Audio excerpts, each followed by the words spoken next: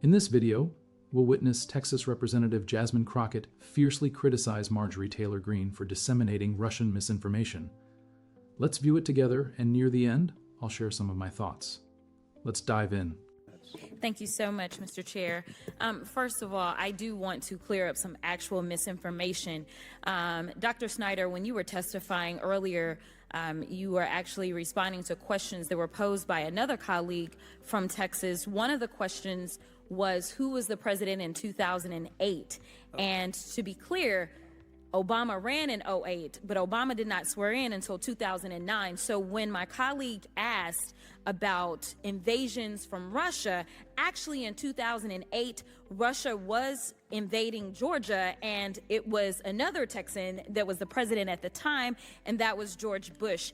In addition to that, one of the things that my colleague did not inquire about, but I want to make sure we're clear about, is that Trump was president in 2019 when he threatened to withhold aid to the Ukrainians as they were being threatened by the Russians. So I do want to make sure that we do that. You know, what is wild to me is that this word patriot seems to be getting co-opted for propagandists, because that's what they do.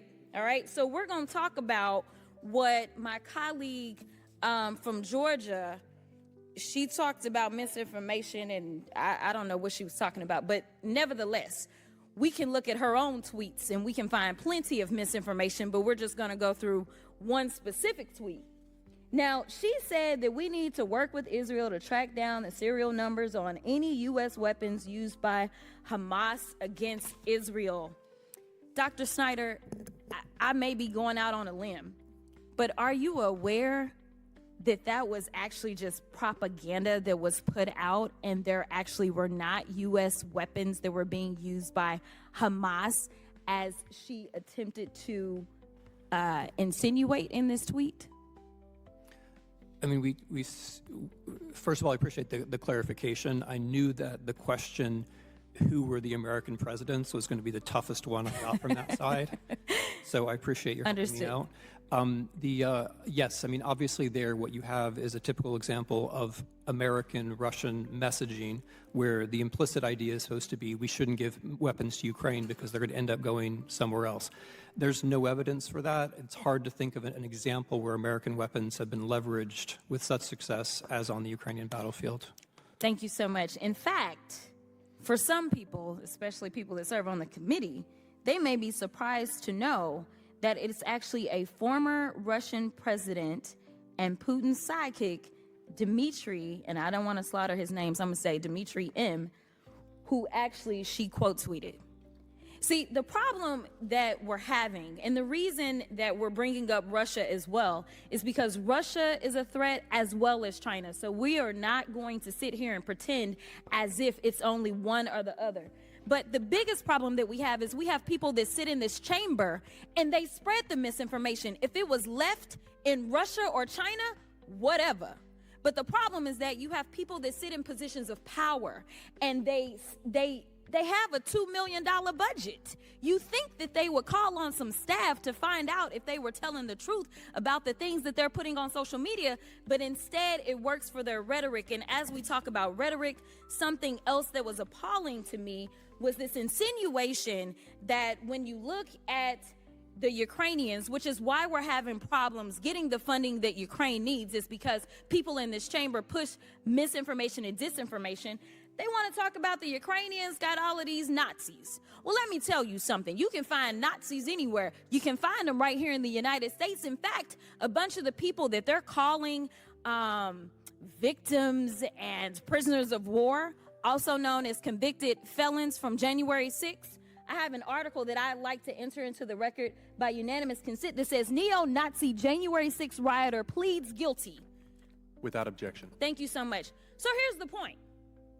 We have people in this chamber that are actually causing just as much a threat, if not more of a threat, to our own country.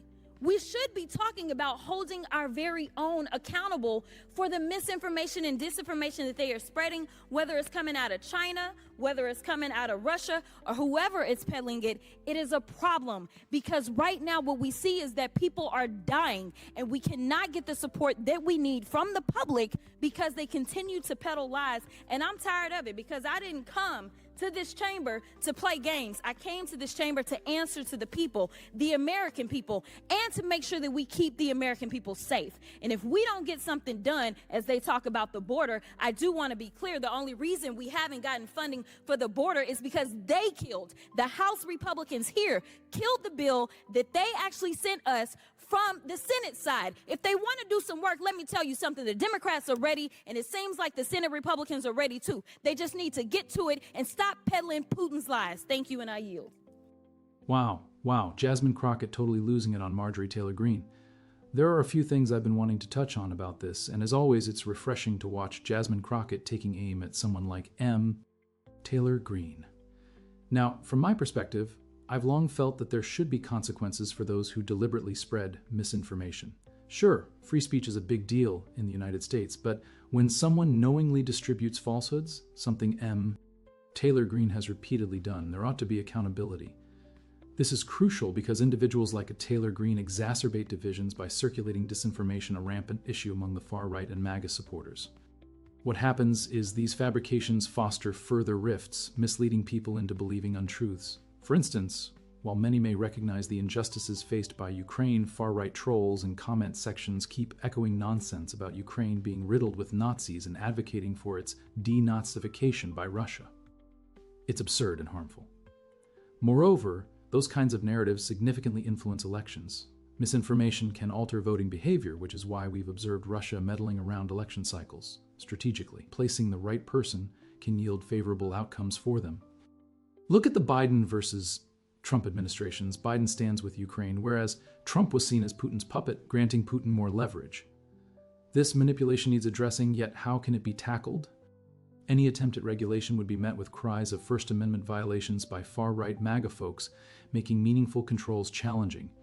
This chaos and the resulting sense of helplessness persist because figures like Marjorie Taylor Greene can freely peddle falsehoods with little accountability.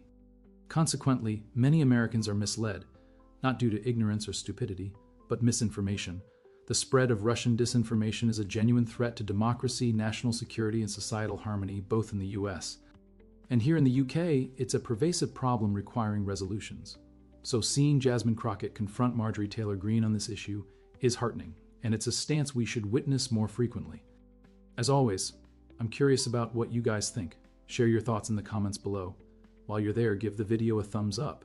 If you're keen on hearing an outsider's view of American politics from across the pond in the UK, don't forget to subscribe. I'm keen to hear your opinions, and I'll catch you in the next video.